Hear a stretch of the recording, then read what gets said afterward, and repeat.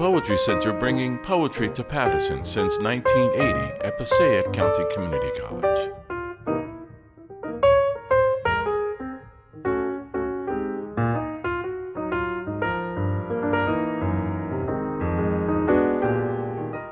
Our next winner is Tom Sleigh, who is the author of 11 books of poetry, including the winner of the 2023 Paterson Poetry Prize, The King's Touch from Graywolf Press, House of Facts, House of Ruin, Graywolf Press, Station Z, also from Graywolf, and Army Cats. His most recent book of essays, The Land Between Two Rivers, Writing in an Age of Refugees, recounts his time as a journalist in the Middle East and Africa.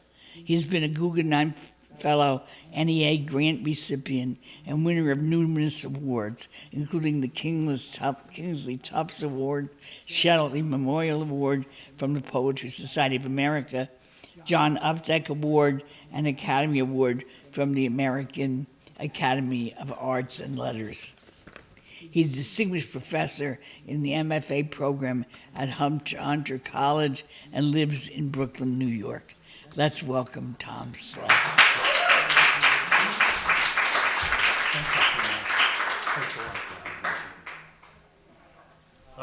Well, I'm just going to stand up. You can stand up if you... No, I will. Oh, okay, because Yeah. I need to record your audio. Oh, I understand. All right. Okay. Well, Sorry, honey. no, that's all right. I'm perfectly happy to sit. I just wanted to say it was Joshua and I were talking beforehand, and one of the nice things about this reading is that I actually have someone to share the honor with. And one of the things I like about sharing the honor with Joshua, particularly after hearing him read so beautifully, is that you feel as if, when he said he was 35, I thought, Oh, God. Jeez. Me too. I felt the same way. I know. I thought, well, I'm 71. So, you know, I've been around for a long, long time, and I won't be around for, all that much longer, I imagine. But I immediately had the feeling, so what? The art form is in very good hands. So, another round of applause.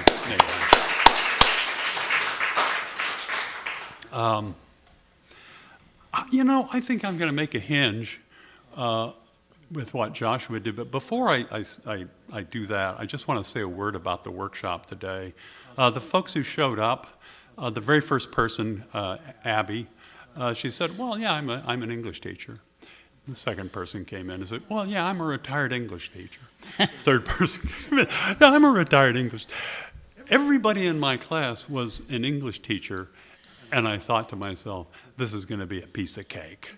And it really was, because suddenly I was there, and I didn't have to explain or to make clear to them what, Joshua and I were talking about earlier, that is the importance of the humanities in people's lives, and not just in some kind of, abstract, the humanities are good for you in the same way that, castor oil is good for you, but in a way that really, really kind of transforms your life and makes your life more interesting every day because you're never bored, because it's always a challenge. It's always hard to do.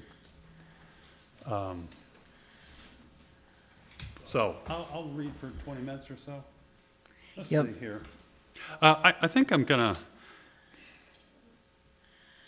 why not? I'll start there. So we were talking in the workshop today, the name of Phil Levine came up.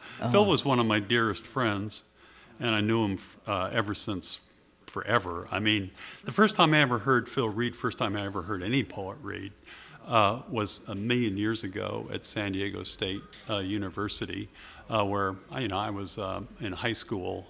Don't ask me how I ended up there, but I did. And there was this guy up on stage. Actually, it was in the middle of a gymnasium, and he was wearing tennis shoes and jeans and a T-shirt.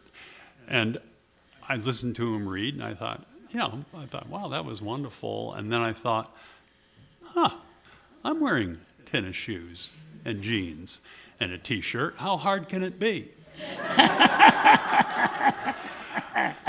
And I learned. I learned a lot.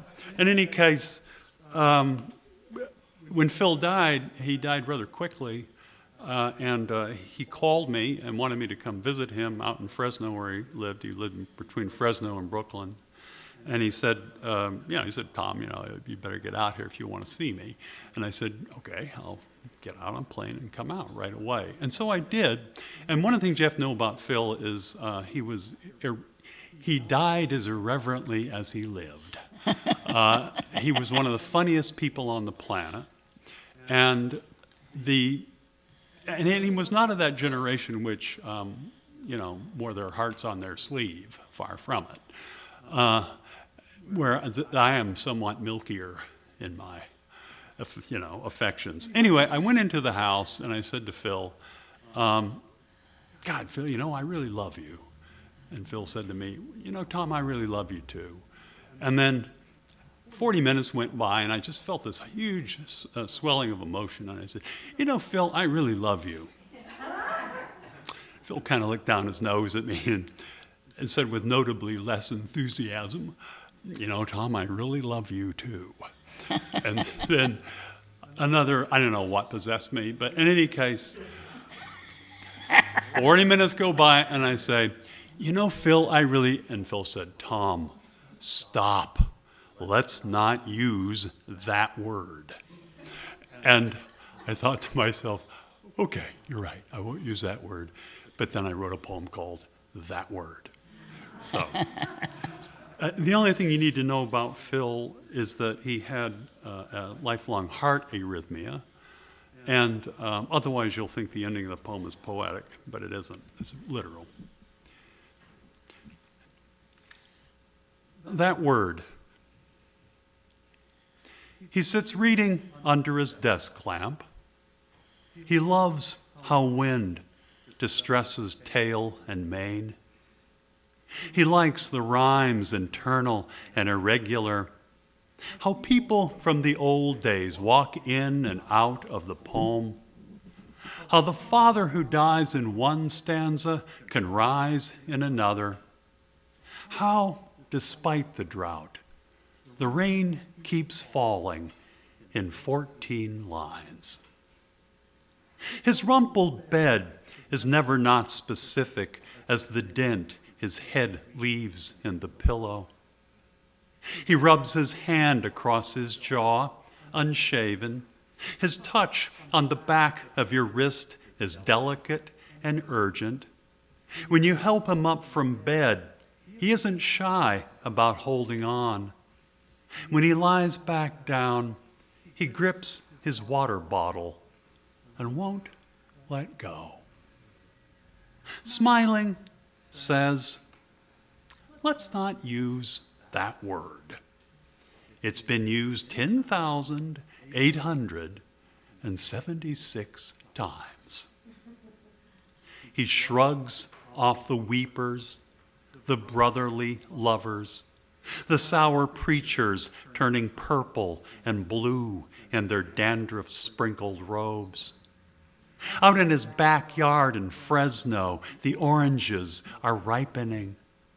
At his window in Brooklyn, the plane trees, stripped bare of leaves, click softly in the breeze. Him in his undershirt, in his tweed jacket, in sweatpants, watching Norbert Szymanski clean and jerk. Now he's throwing rocks on the bridle path. He's turning into a fox. The brush of his tail mocks the pack. He leaps clear of his own tracks, doubles back, loses the lords and ladies riding.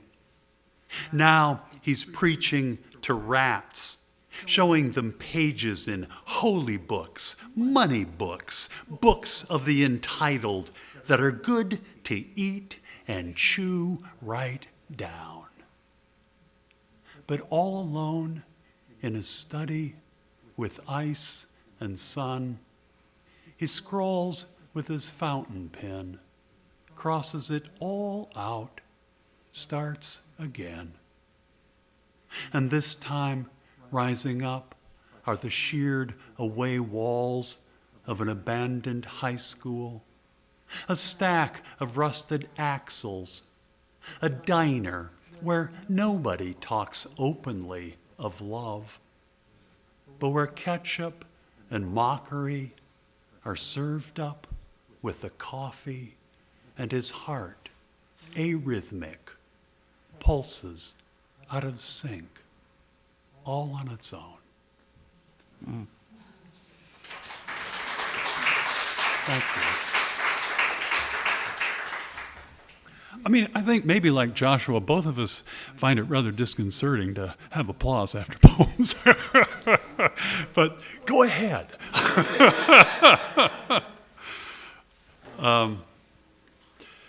I think I'm going to make a hinge with Joshua. He read about one of his children at the end there, so I'll read about my daughter. And it's interesting, I'm on the other side of it. She's 28 years old and she's a wonderful young woman. I adore her. She's just great. And she has found so many ways, as I was saying to the workshop today, to condescend to me. And she bosses me around mercilessly, and I sort of love it when I see her. In any case, she came into my life through divorce, kind of random process of divorce, and now she's feels like my daughter, but you don't know exactly what to call one another. And so we kind of came up with this formulation that I would be her dad, that is her dear almost dad, and she would be my dad, that is my dear almost daughter. So that kind of explains the sort of relationship that she had. Everything that I found about having a daughter or having a child, period, is knowing at what distance things work. Called Breaker. It's the first time I ever met Hannah. She's about 7, 8 years old. There Sarah and I are, all those years ago. And Hannah, still just a little girl, too scared, defiant, jealous to leave her mother for long, as she took her very first walk with me down the beach that afternoon. The waves running white against the offshore wind sent up spray blowing off the wave tops as they shaped into green tints where a seal, magnified in its glide on the foaming face, mirrored her bundled energy and grace as she refused to take my hand, reminding me how different she is from me when I was a child. So malleable to my parents' moods, an inward sulk I never showed, my only rebellion. Wind blew salt in both our faces, which she licked off her lips. "Come on, Hannah," I said. "Let's keep walking." But suddenly she turned from me and ran toward Sarah, running the way a foal does, all instinct and anxious need toward its mother. And now, all those years ago are swept away at an outdoor restaurant, the sun cool but bright, and she's happy to see us. She rolls her eyes at my jokes, which is why I tell them, knowing that if she mocks me, she still trusts me. Her compass needle swiveling this way, that, but always pointing out beyond us, who once were her circumference, now shrinking to so much less. Breaker on breaker, other lives pour over hers, as right now on the phone, a friend's voice, brave but gnawed at by rage and fear, tells me about her brain tumor, how she can't make her eyes focus, how she can't find herself in space, how the attendants at the rehab place won't let her go to the bathroom by herself because she'll fall. But then she asks, "What's up with Hannah? How's Hannah?" Youth, age. Sitting here alone, staring at the cement water tower on top of the old brick housing complex, the leaves on the plane trees faintly turning yellow, shuffling in the breeze. How do all these hours enter into one life that keeps telling me, none too convincingly, that it's mine? It's as if I'm that seal tented in the wave, my path down the breaker, a slow motion glide that seems never to end. But how short a span until the wave heels over and crumples around me, exploding every which way in foam and spray as I pop up above the waves, curious and wary of what the humans are doing. The little one turning from the big one and running away.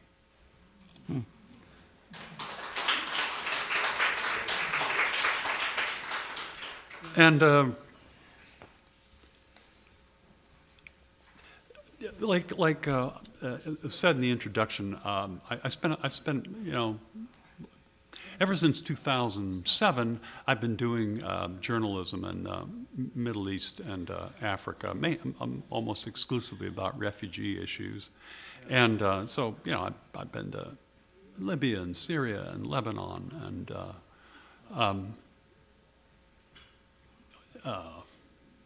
Jordan, Somalia, Mogadishu, and generally in times of terrible.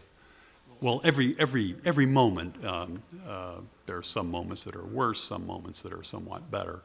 But one thing that I've always learned, and I was saying this to a participant today, that when you do the kind of thing I do, you're almost always in a place where, there's a war, has been a war, will be a war.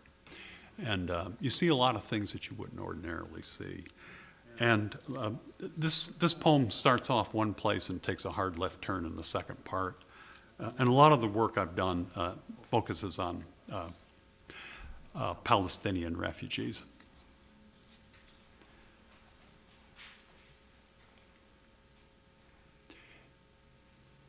And I was sitting there at the computer one day, and up at the corner of the screen, I saw this weird disturbance, and I thought, what the hell is that? And I looked really closely and more closely, and there's this little spider. And he was about ready to weave a web on my computer screen. And whatever horseshit I was writing, I stopped. And thought, okay, well, all right. In which a spider weaves a web on my computer screen. Part 1.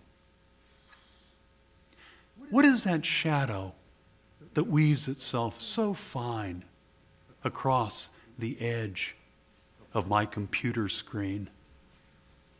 There it is, a pinprick of a spider, weaving a web I'm looking through, as if it were a veil of second sight that, as I type these words behind the veil, the screen light shines right through. It weaves the sun into its web and turns the screen into a mirror, shooting back my own eyes, looking at the spider and wondering what the spider knows of me. Hello, pal, I want to say, but that feels unctuous, overly familiar for what I know I'm going to do. The web sways and ripples each time I breathe, getting ready to rip it away. There's a lot of casual brutality to reconcile. The spider clings to its web's outer rim, plucks with a slender leg a near invisible guy wire. Each time I type a word, and the silk trembles. 2. He said that being a refugee was like living like a spider in the bottom of a well. He held his quiet dignity close to him. The others in the room stopped talking. I won't repeat exactly what he said, since it's his to tell. But it had to do with how his mother died, how his home was destroyed. The words you use to talk about such things, the second they're uttered, sound suspect. For him to say, "The soldiers shot my father, they blew up our house, and the worst thing I ever saw, the very worst, was seeing my baby brother crying on my dead mother's breast," is only my rendering in English what the translator, speaking in French, said he said. Raveled in words as a spider is raveled in its silk, I think I should know what to want to say. But to want to say is not what the man, in his use of a figure, of a spider, drifting, suspended, tethered to a lifeline, spinning out, impossibly fine, intends when he says, "The deeds to my house are stained with blood," and then shows you the stains. 3 long stains, dried brown and fading above the signature line. Mm-hmm. And why don't I finish with this? I always say to myself, you can't possibly write a poem off of YouTube, Tom. So, lo and behold, I began writing a poem off of YouTube.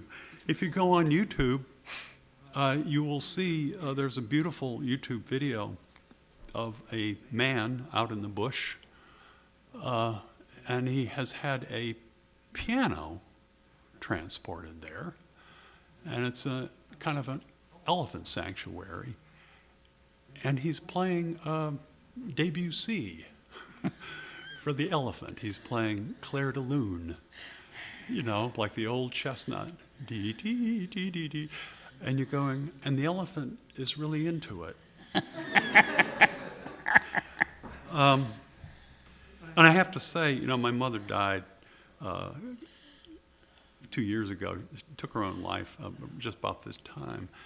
And as I was reading this poem the other day at another venue or occurrence, it suddenly dawned on me that the elephant in the poem really is a kind of figure of my mother, who was also blind. But the poem is, a man plays Debussy for a blind, 84-year-old female elephant.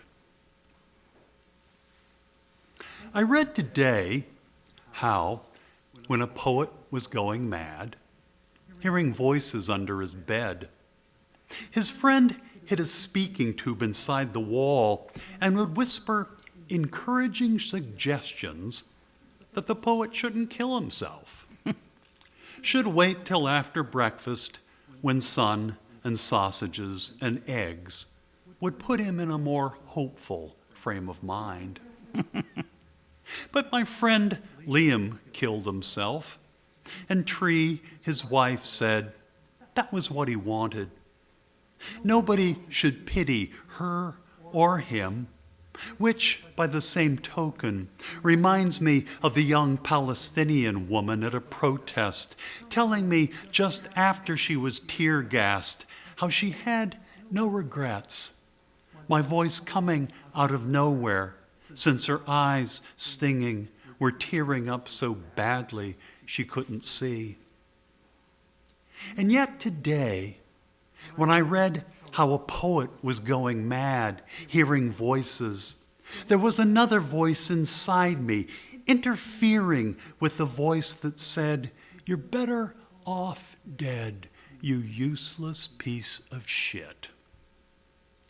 Only it wasn't a voice, but a melody, echoing from an out-of-tune piano that a man alone in the bush was playing for an elephant.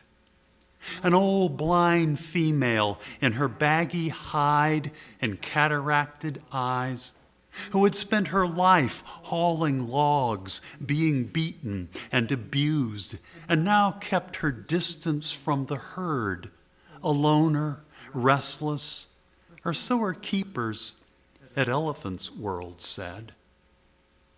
But listening to the music seemed to calm her.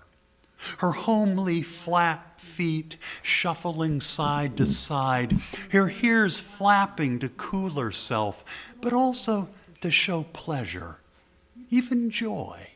Yeah, that's what they claimed, joy. As the quiet melancholy rising to near ecstasy of Claire de Lune ascends to the high notes where elephant and pianist and listener all meld before descending gradually to more lush and subtly darker harmonies. Today I read how a poet going mad. But you've heard all that before. When I was a boy, all we kids played elephant, swinging our arms like trunks as we shuffled head to tail or stampeded across the playground, driving off the lions and tigers and trampling our science teacher, Mr. Allen, his little glasses flying off his head as we joyously stomped him, trumpeting aloud. Why did we so hate him? And why can't I stop seeing that greenish pall of tear gas hanging heavy above the street? It's as if invisible fingers keep playing on our neurons as man and elephant walk off into the bush, and just before the underbrush closes in, both come to a halt and stand facing one another. The man patting her trunk, curling around him to rest on his shoulder as he shuts his eyes and leans his forehead against hers. It's like each one's listening to what the other's thinking. Elephant thoughts of chains and things to eat, human ones of poets, sane or mad, until the music goes still and both elephant and human dissolve into sunlight, falling on the piano, all alone among the hills. Thanks very much. Well, obviously because I've spent time, a lot of time with Palestinians, what's happening in Gaza sort of has a deeply personal resonance for me. But one thing that I think is really true is that I remember I was in Somalia, and I was covering a famine, and I was in a refugee camp, and there are literally thousands of people coming into the camp every day, and they were starving to death, and they were coming in off the desert in really rough shape, and you didn't know, a lot of them weren't going to make it, frankly. And so The thing that I learned, though, is that as I was with all these starving people, and some got fed and got better, and some didn't get fed, and some died, was that until the very end, that they were just ordinary people in terrible circumstances, and that to turn them into symbols of suffering was to slight their humanity. And the thing that was interesting to me is that, yes, they may have been really hungry, but they were still exactly who they were. They could be generous, they could be pains in the butt, they could be the whole range of emotion, of human character was totally intact until, the very end when they were totally listless and unconscious. But that was something that really has stuck with me, is that any kind of, the kind of news photo idea of what a starving person is, it's just a sort of oversimplification, and you should not be fooled by that. So that's really what I have to say about humanity in a funny way, is I like to take people one at a time on their own terms, and in terms that I hope that they themselves would recognize. And also to know what the limits of what I can know about another person are, and be able to acknowledge that and not be ashamed of it, or pretend to know more than I do. In those international situations, I'm an outsider, and the idea that you're going to play the instant expert when you're just a guy, that has never been my way with either writing in poems or writing journalism. But the one thing that I think I have learned a lot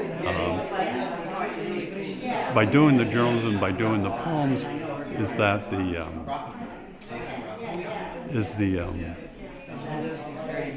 that there are political convictions, and you act on them and believe in them, and then there are political emotions.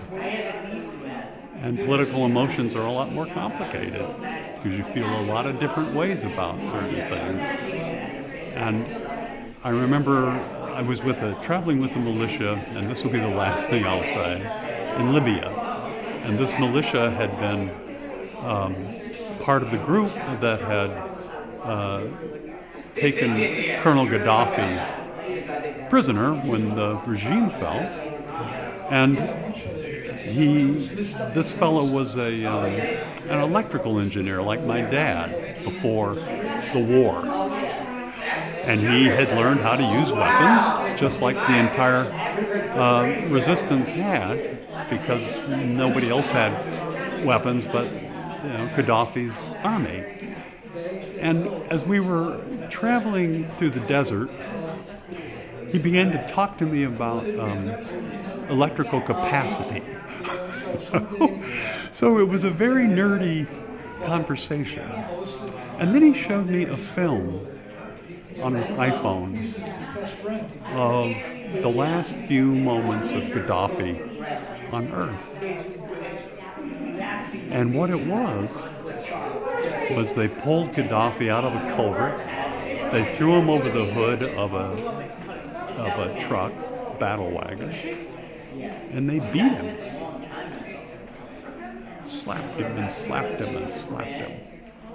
And then the last part of that film was him with a bullet hole through his cheek.